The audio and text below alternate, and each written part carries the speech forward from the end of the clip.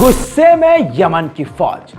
Yemen के defence minister का एक ऐसा वीडियो आया है जिसमें वो अपने नौसेना अधिकारियों को ऑर्डर दे रहे हैं इजराइल के जहाजों को डुबा दो। समुद्र में इजराइल के जहां भी जहाज नजर आए मारकर डुबा दो। दोस्तों, इसके बाद आप समझ सकते हैं कि यमन और इजराइल का टकराव कितने बड़े लेवल का होने वाला है। देखिए ये वीडियो। सफीना इसराइली अय सफीना الكيان الصهيوني اما تستولوا عليها او تغرقوها تنزل الى اعماق البحار ان شاء الله وفقكم ربي।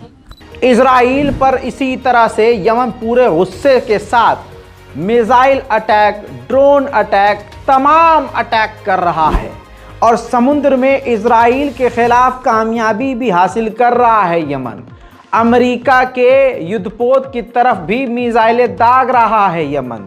तो आखिरकार अब अमेरिका ने कहा कि हमें पूरा यकीन है कि ईरान यमन के लड़ाकों की मदद कर रहा है इजराइल पर मिसाइल अटैक करवाने के लिए।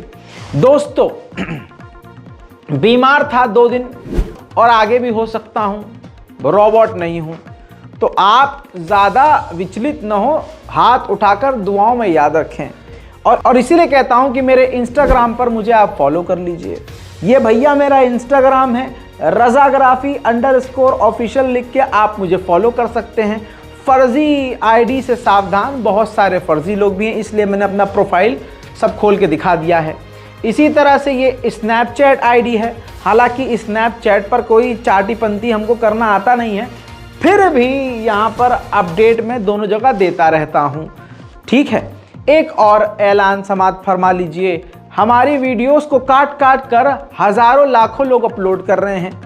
ससुरे हमारी वीडियो डाल डाल कर खुद के मिलियन फॉलोवर बना लिए हैं और हम अटके हुए हैं 50,000 53,000 फॉलोवर पर इंस्टाग्राम पे अपने।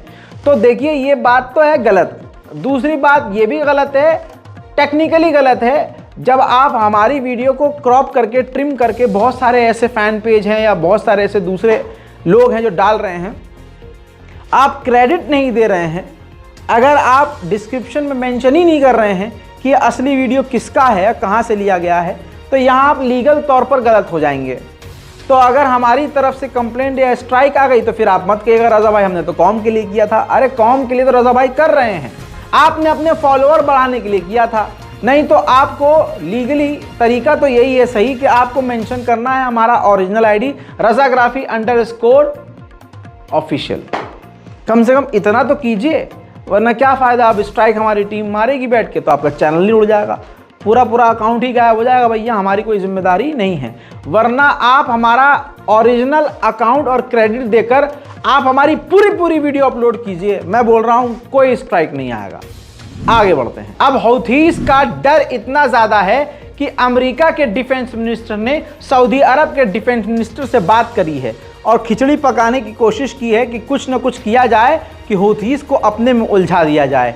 इसी बीच एक बड़ी खबर आई। वो बड़ी खबर यह है कि हौथीस को उलझाने के लिए एक यमन के अंदर ही एक टुकड़ी है, सैन्य टुकड़ी है, वो यूएई सपोर्ट करता है, यूएई उसको सपोर्ट करता है, सऊदी अरब उसको सपोर्ट करता है, अमेरिका उस ग्रुप को सपोर्ट करता है।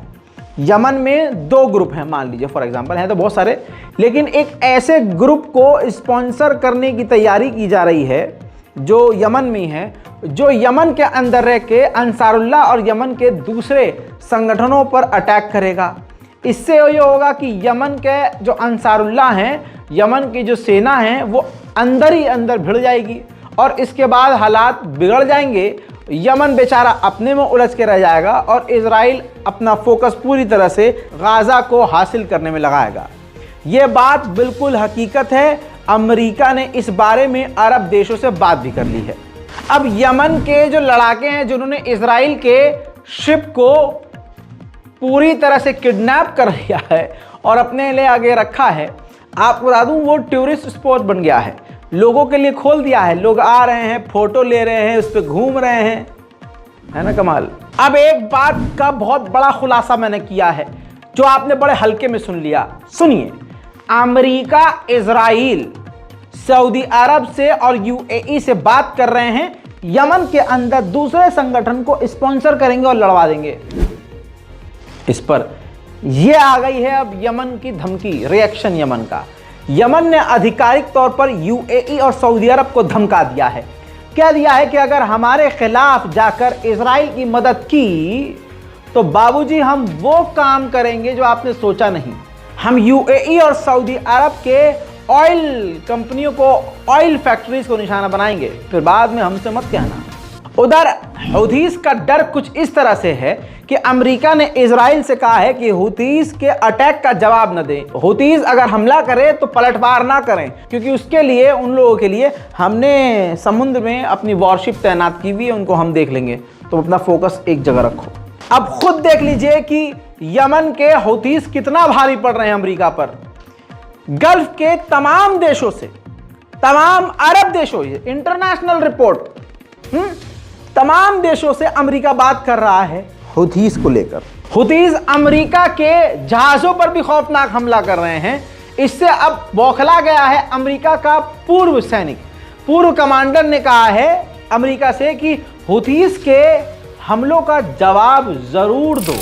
रोजर वाटर एक इंटरनेशनल सिंगर हैं, काफी बेहतरीन। ये देखिए, कोलंबिया के प्रेसिडेंट से उन्होंने मुलाकात करी और कोलंबिया के प्रेसिडेंट और इंटरनेशनल सिंगर रोजर वाटर ने, दोनों ने मिलकर फिलिस्तीन का झंडा लहराया।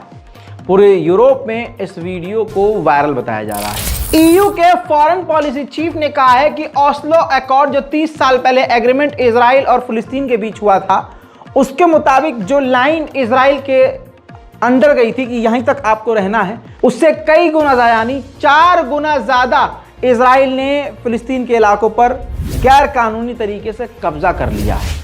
उधर रजब तैयब एर्दोगान ने कहा कि सैकड़ों पत्रकार गाजा में मारे गए हैं और जो फ्री प्रेस की बात करते हैं वो तमाम संगठन और तमाम लोग खामोश बैठे हैं। एर्दोगान ने आगे ये भी कहा कि तुर्की ये चाहता है कि जो जेनोसाइड कर रहे हैं उनको सजा मिले और ये जेनोसाइड तुरंत बंद हो जाए। रजब तैयब एर्दोगान ने कहा कि इजराइल सिर्फ औरतों और बच्चों को नहीं मार रहा है, बुरे से बुरे हाल में, बुरी से बुरी कंडीशन में पत्रकार जो वहां रिपोर्टिंग कर रहे हैं, अपना काम कर रहे हैं, उनको भी मार रहा है। अब सुनिए एक बेहतरीन वाली बात। इजराइल के सैनिक जो गाजा के अंदर हमलावर हैं, उनकी आंखें खराब हो रही हैं। नहीं पता इन्फेक्शन हो रहा है, बीमारी चल रही है, क्या हो गया है, अल्लाह का अजाब नाजिल हो रहा है, अल्लाह जाने। लेकिन हिंदी रिपोर्ट, इंग्लिश रिपोर्ट, अंतर्राष्ट्रीय रिपोर्ट हर जगह आ चुकी है कि इजराइल के सैनिक जो गाजा में हैं वो आंखों से काफ़ी परेशान हो रहे हैं, उनकी आंखें खराब हो रही हैं और ये हज़ारों की तादाद में हो रहा है। वहीं अमेरिका के डिफेंस मिनिस्टर ने इजराइल के डिफेंस मिनिस्टर से फ़ोन पर बात की और कहा है कि आपके सेटलर्स जो फिलिस्तीनियों पर हमला कर रहे हैं उसे तुरंत बंद करवाइए। उधर जेरूशलम में इजराइल ने सेटलर्स का मार्च अलाउ कर दिया है, यानी हमें मारकर हमारे घरों में जनाजे गिराकर जश्न मनाएंगे यहूदी और अपने हमारे ही मोहल्ले से निकलेंगे। और उस मोहल्ले पर पहले से कब्जा इजराइल ने किया हुआ है। तो जेरूशलम में मार्च, सेटलर्स का मार्च जो होने वाला है, उसको अप्रूवल दे दिया है इजराइल ने। जानबूझ के ये सब किया जा रहा है, जिसके बाद मुस्लिम संगठनों ने इसकी निंदा की है। खैर, इसके अलावा कर ही क्या सकते हैं। फ्रांस की पत्रकार ने तो साफ कह दिया, जितने पत्रकार गाजा में मारे जा रहे हैं, इतने पत्रकार तो वर्ल्ड वॉर 2 में मारे नहीं गए।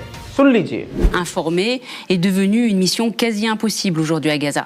C'est d'abord les journalistes internationaux n'ont pas accès à cette bande de Gaza. Les rares journalistes qui ont eu accès à la bande de Gaza l'ont été embarqués aux côtés de l'armée israélienne. Donc aucun journaliste international aujourd'hui ne peut faire du journalisme librement, puisque j'insiste sur ce mot librement, être embarqué aux côtés de l'armée israélienne, ce n'est pas faire du journalisme librement, c'est être sous un contrôle étroit. Donc il est impératif, je pense, et y compris ici de le dire, qu'il faut que les autorités israéliennes rouvrent l'accès à la bande de Gaza. C'est impératif pour que nous puissions, journalistes, nous y rendre, faire notre travail. Et ये बात मैं पहले बता चुका था, लेकिन अब proof मौजूद है। ये देखिए, गाजा के अंदर जो हिस्टोरिकल प्लेसेस हैं, इजराइल उस पर हमला कर रहा है, पुरानी से पुरानी हेरिटेज और मस्जिदों को निशाना बनाकर मिटा रहा है। फिलहाल की इस रिपोर्ट में इतना ही, अभी आगे बहुत कुछ है।